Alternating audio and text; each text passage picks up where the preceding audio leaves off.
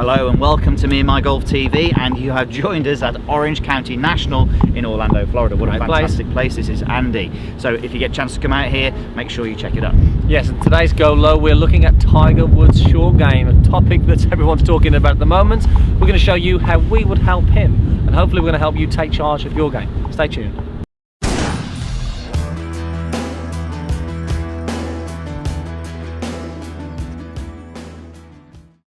Okay, so welcome to Go Low. This is where we answer your questions on your game to help you go low. Yes, and make sure if you want to get in on the action, go to the Facebook, Twitter and Instagram today and post your questions on today's topic. Right. We're in a beautiful place here today, Pierce. Orlando. Nice, very nice. This is a little bit of a different one, isn't it? Because it's actually, we just said we're going to answer your questions. We're kind of not. It's a bit of an impromptu one because Tiger Woods at the moment is going through a little bit of difficulty with the short game. So we thought, well, he actually didn't enter the competition, unfortunately, but he's struggling a little bit with his short game, so we thought we'd actually go through why this possibly is. Okay, yeah. So there's a lot of talk at the moment about, is it mental, is it his technique, is it both? I mean, in our opinion, it's a little bit of both. So he's obviously hitting these shots at the moment, these short game shots, where he's thinning them, he's duffing them, and this is like the best short game, there's probably one of the best short games there's ever been, and yet suddenly he's hitting these pretty awful shots for Tiger, yeah. That we would see at the golf club every weekend. So I think what we'd like to do today is actually show you where he is at the moment with his technique, how this could be affecting him, and then where you should go from here. So the first thing for us is, if it's technique and mental, if you get the technique better, then the mental will get better as a result of that. The confidence then grows, and hopefully your short game will be back to where it is. Yeah, and it's quite interesting to see Tiger's playing some shots. You know, you've seen him, even some of the 30-yard shots, he's got like maybe a 7-iron playing a chip and run. I know some of you guys out there will relate to that, because that 30-yard shot, if it goes wrong, we've seen it knife through the back, we've seen it go 2 or 3 yards.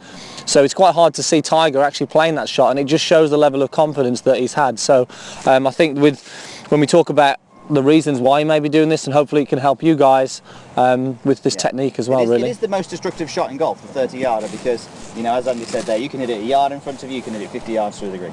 All right, so should we just go through what his technique is like at the moment? And it is very interesting that obviously he's not working with Sean Foley now, but there are definitely some correlations with what he's doing in his short game to what he was doing with his golf swing with Sean Foley. Definitely, yeah. So let's go through those. So we know that with Foley, in the backswing, you've done a lot of work on that, sort of keeping it more connected and keeping the club a little bit more up on the way back.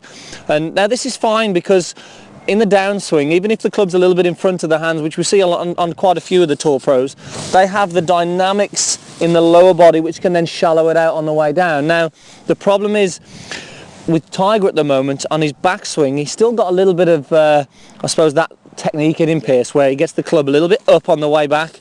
It's in front of the hands. We would say this is a little bit above plane, and the face is very shut here. Now the problem is here, when it goes up, okay, and you're only doing a short backswing, and the fact that it's not a sort of a big move like a full swing here, the club's only going to crash back down there. Yeah. And this is a very steep approach to the golf ball. Now that's fine if you can guarantee that you're going to hit the golf ball every time, but the problem is there, if you mistime it or just get that ground a little bit before, you're down in trouble there, maybe 2 or 3 yards. Just do that one more time if you could.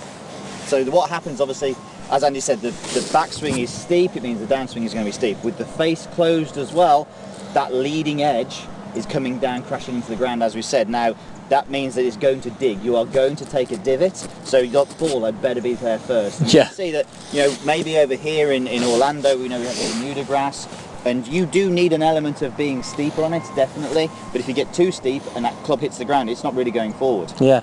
Okay, so it's. I don't think they've worked at that, by the way, with Foley. I think that has actually probably just happened as a result of what he was doing in his golf. In his long game, yeah, definitely. Yeah. So let's actually go back, Andy, now to maybe perhaps where he was a few years ago. We've seen some footage of him a few years ago, and it actually was different. So and obviously what he was a few years ago, we'd like to get him back to that. Yeah, that's pretty good. So basically he was a little shallower, but the backswing was a lot different in the fact that as he swung back here now, we'd see at this sort of parallel 0.1 position, we'll see the shaft actually on plane, the club covering the hands. Yeah.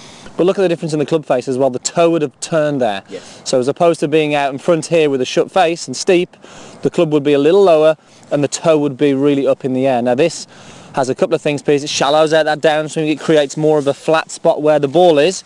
to brush through, but also it uses the bounce angle, so it isn't going to dig in. Now, as you mentioned, when it's like this, it's going to really dig in, and that's when you're really in danger. Without doubt. So that by getting that face squarer there, that bounce angle is exposed, as Andy said there. That's going to help when the club hits the ground. It won't dig in as much. I mean, look, the club is still going to be coming down. You know, it's not going to be like a driver where you're hitting on the way up. It's still going to be hitting down into the ground, but it's going to be a lot shallower. It's just less severe than that, really. Let's watch it here for you, Andy. Okay.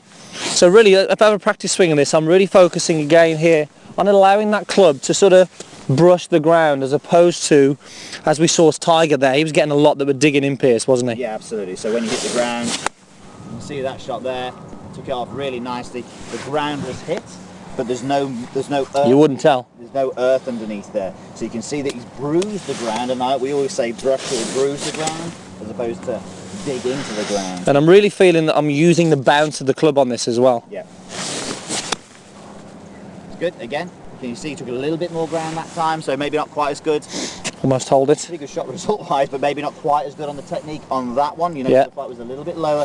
But look, again, if Andy was in that closed position and above plane position coming down steep into the ground, and he got that kind of contact with the ground, the ball would probably have only gone about 5 yards in front of him. Yeah, and one of the things that we're hearing a lot with Tiger is he's talking a lot about release pattern, and he's doing a lot of release pattern work. Now, in the long game, I can understand that, because he was holding that for so long in the golf swing because he didn't want it to go left. Now, the difference in the short game with release pattern, yes, there is an element of the club releasing, but we're not really creating these big angles to release. And on a short shot like this, where Tiger is, there's hardly any sort of angles created. So for us, it's more of that backswing issue that he needs to sort out, because that steepness on the way back, you just can't recover it on the way down. Definitely. I think it makes a lot of sense. I mean, to us it makes a lot of sense. It'd be interesting to get your comments on that as well. So post your comments down below on that. What do you think that maybe he needs to do to get better at his short game? Should he be attacking his mental side first as opposed to his technical? Should he be doing something different in his technique? I'd be really interested to find out what you guys think about that. Yeah, I think it'd be interested to see what Chris Como is actually working on him with this as well. It would be interesting to find out. I'm not sure how much they're interacting on the short game. I think the latest word was that they weren't. But maybe, I think another sounding board for him on short game would help a lot. Maybe see if we can get this video to Chris and see what he can post his comments on there as well. Maybe right. see. Brilliant. Okay, so don't forget, guys, go to the Facebook, Instagram and Twitter using the hashtag GoLow, and we can hopefully answer your questions on your game. Right, guys, thank you so much for watching. Hopefully Tiger will have his short game sorted. Actually, we did see him chip in yesterday, so maybe he just needs to watch this video a few times and he'll be fine. maybe that would help. Okay, guys, thanks for watching, and we'll see you soon. Cheers.